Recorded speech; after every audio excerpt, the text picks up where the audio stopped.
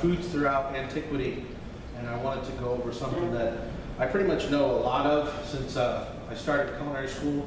A lot of the things that we base off our understanding of modern cuisine is based off of two chefs, Chef Escoffier, Auguste Escoffier, and Chef Marie-Antoine Carême, who were technically the founding fathers of what we would call classical cuisine. Even though now it's 2016, at least over 100 years since Escoffier lived, he was a chef that pretty much gives us everything from our tunic uniform to the mother sauces to the kitchen brigade system, okay? And so he modernized the kitchen that was designed during the Middle Ages and the Renaissance as far as cooking for nobility in a kitchen where everybody just did little jobs. Someone would make the birds like the pheasants or the chickens one day and then make sauces the next day. For efficiency, Escoffier made it into a formalized kitchen where everybody had responsibilities. Why is this important to antiquity? Well, both Escoffier and Carême, when they decided to create what they would call their own cuisine, so Escoffier we call classical cuisine. Before him was Carême, which we call grand cuisine, okay? And these were two chefs that sort of took all that stuff from history and influenced by the Greeks and the Romans, okay? The civilizations that were in Europe before the Great Fall, or the Dark Ages and the plagues, okay? Everything that we would call the Middle Ages or the Dark Ages.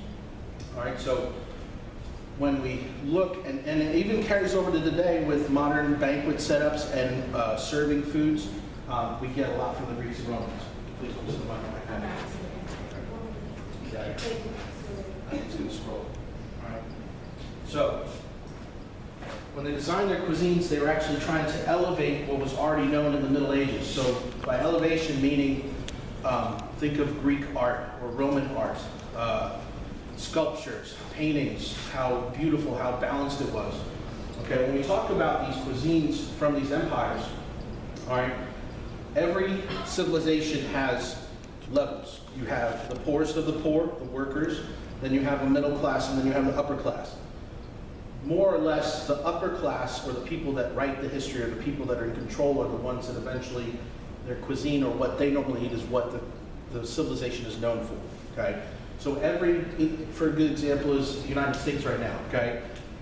We have the poor that rely upon cheap foods like the dollar menu at McDonald's or, you know, Kraft macaroni and cheese, okay? So those poor foods exist.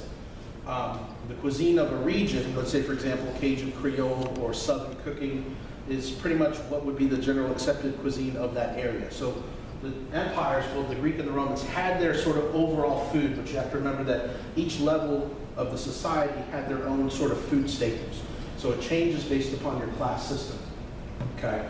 So today we're going to start off with the Greeks and then look at the Romans as far as what they ate and how they ate it too, which is sort of an influence into what happens today. All right, so first off, we got to figure out where the hell we are, right? So hopefully you've seen a map before, you know what a map looks like of Europe, okay? So give me the hot or cold. Where is Greece? Cold. Cold? Oh. Yeah. Getting colder? Or am I getting warmer? Getting warmer. I'm getting warmer? What else? Keep going. Getting warmer. Down to the middle. Up that way? I'm not getting cold. Yeah, you come down. Yeah, you go hot. That's why you say hotter, hotter, hotter. Greece is right here, okay? Okay, here's Greece. All right, so Greece is pretty much a peninsula right here, and an archipelago, so it has all these islands as well. The Greek Empire pretty much went eastward, so it would have gone all the way to Asia Minor right here, which is modern-day Turkey, where we would call Persia, and Alexander the Great went as far as to India, okay? Which was a benefit because he opened up the spice road. Later on, as the Greek Empire fell, Rome stepped in and took over their land. So the Roman Empire, obviously the big old boot right here, extended every way all the way up to Britannia, to Spain, and to northern Africa. So this was pretty much the region that we're talking about. When we talk about the cradle of civilization, we're talking about these two countries right here. Now, there were civilizations before them. We have sort of like Babylon and Mesopotamia. But when we talk about classical ways of thinking, modern philosophy, modern ways of government, we're all based upon these two areas right here. All right, self-government democracy, republics, all came from here, which we still use today, okay? All right, so food. Now, when we think of Greece, we should always think about philosophy, art, and almost an awakening of the mind, okay? So everything that they thought about or did was based upon their everyday life and their philosophy and how they lived, okay? They were very much outdoorsy people. Greece is a very beautiful climate.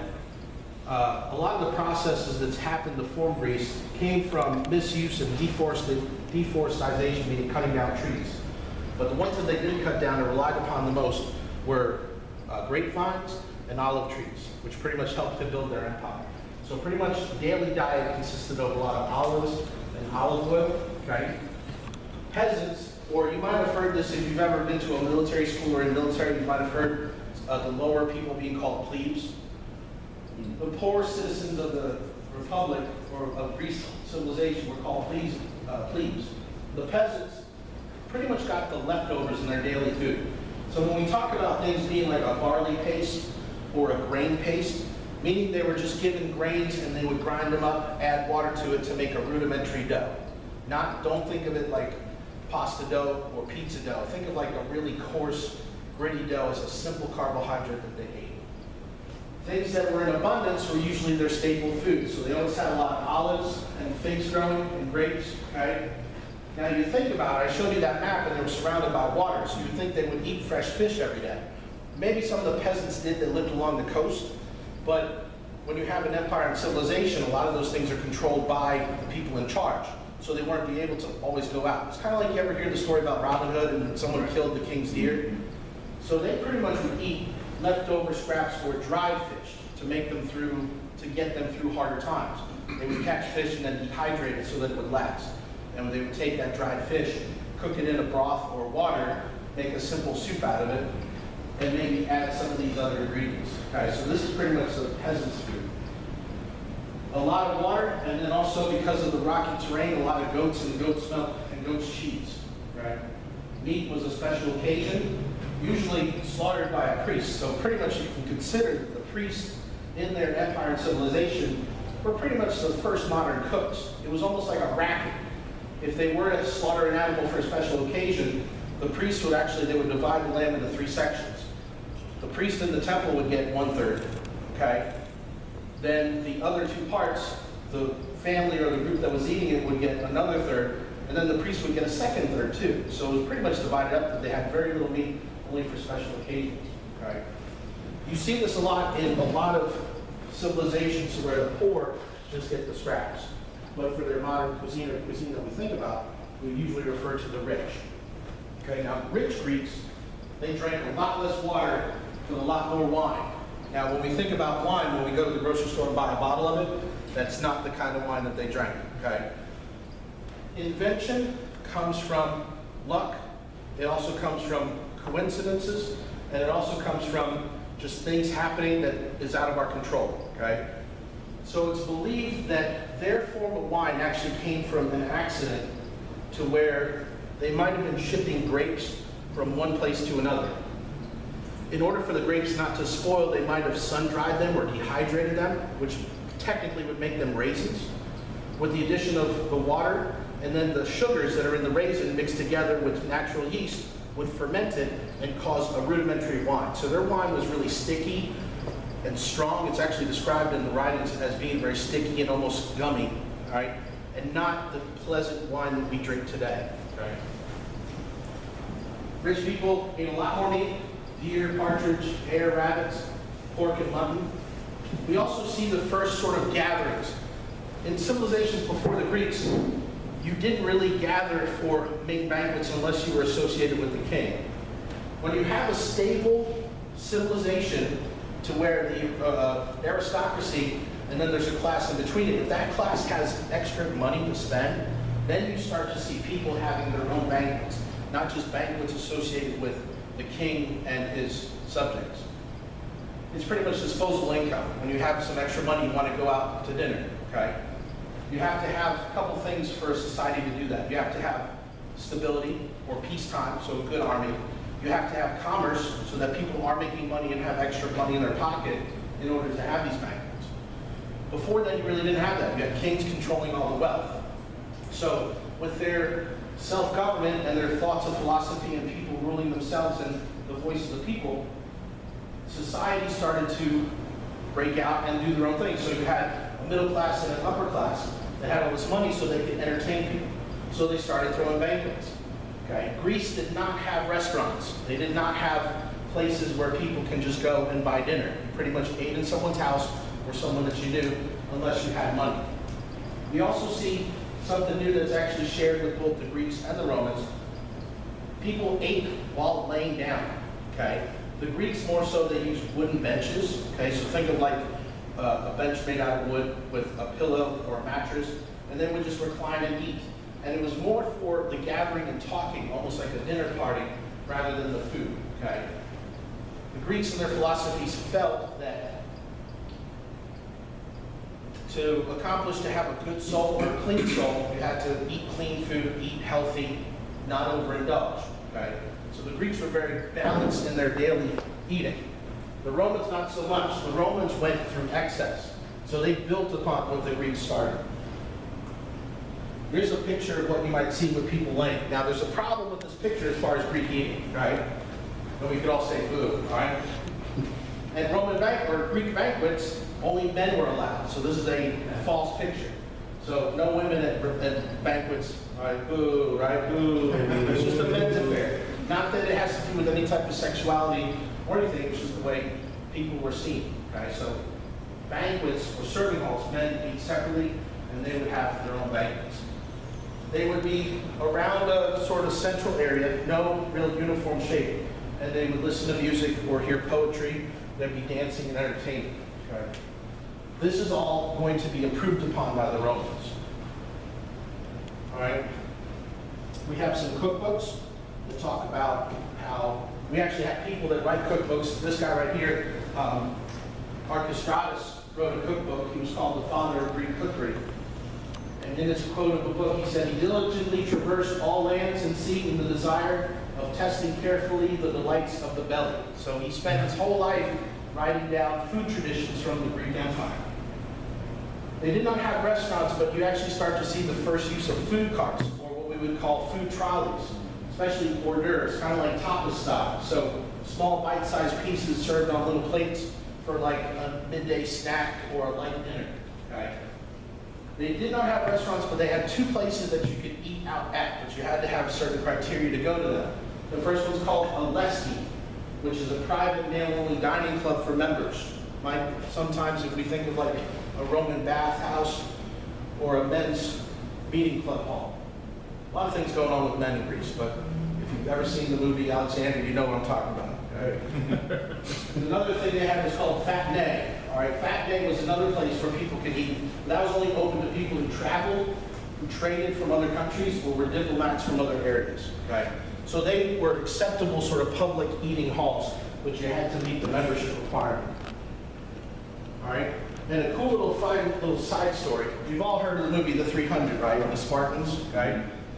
It's actually a well-known, common way of talking when we say someone lives a Spartan lifestyle, meaning you live a very hard life, you're very disciplined, you exercise, you work out, there's no frivolity or there's no sort of opulence, you don't enjoy finer things, you just live a very sparse life.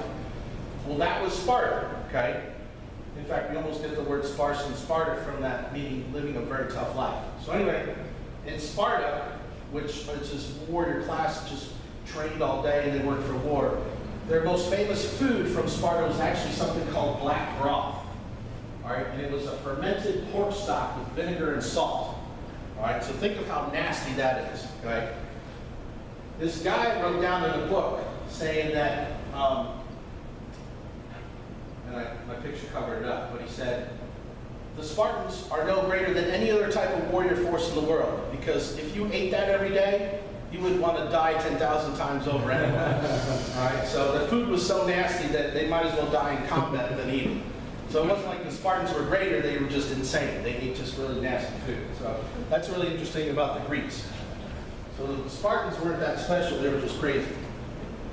All right, now Rome real quick. When we see Rome, we see an empire, one of the largest in that time period, covering anywhere from the Atlantic all the way to India, okay? Very similar to the Greeks, the poor got rations of food. All right, they actually had their first sort of social welfare program to where the Romans actually first started getting grains every day and eventually getting bread every day so that the poor could rely upon the state for their food. Grain paste again, so grains to make a rudimentary carbohydrate dough. Very, very simple. Water was drank a lot thanks to the addition of aqueducts, which brought fresh water to Rome. When we talk about Rome too, when I'm talking about the diet of Rome, I'm actually talking about the city of Rome and not the overall empire. People that lived in the empire sort of did their own thing. If you were part of the Roman Empire in France, you still ate your French food. But the heart of the matter was the city of Rome itself and their citizens there, okay? Rome was a very big metropolis. In fact, it was one of the first major metropolises when we talk about that area of Europe. Were there bigger cities elsewhere? Yes, there was big cities in South America and Asia. But as far as in the history of things, Rome was very big too. In fact, at its max capacity, it was about a quarter the size of modern-day Paris. That's a lot of people in a small amount of area, especially for not having electricity or any other type of public works except for the rudimentary sewage and water. People lived on top of each other in these small little houses. And the houses were made out of wood and simple things. So people didn't cook at home. In fact, it was scary to cook at home because you could have fires, a lot of people can die. It could have been a really bad situation. Wood was expensive. They weren't making cast iron pots or skillets. In fact, they were just pretty much making pots out of lead. So they didn't have the technology to cook at home, so they ate out a lot. And that's when we first start to see restaurants or outdoor eating. Okay. So we get a lot of this information from the city of Pompeii that was covered by Mount Vesuvius. So we actually have cities that are still intact as they're excavating them, and then we find these little cook shops. So these are little sort of circular hearths where fires were put underneath and they cooked food on top of it and sold it as vendors, okay? Sometimes these cook shops were on the back of a rich person's house. So when that person had a banquet and had leftovers, he would sell his leftovers to the common people. So think about if you ever go to a Subway next to somebody's house and you're eating someone's leftovers. They're selling them as food, as a marketplace, right? And from there you would get things like roasted meats, cheeses, olives, pretty much standard fare. But notice I haven't said a lot of things. I haven't said anything about vegetables or fruit, and we'll get to that later. It was cramped, it was huge. When you have a big city like that, you have to worry about two things: food delivery and also feeding that mass population. So they had to go to a welfare system pretty quick to feed the poor.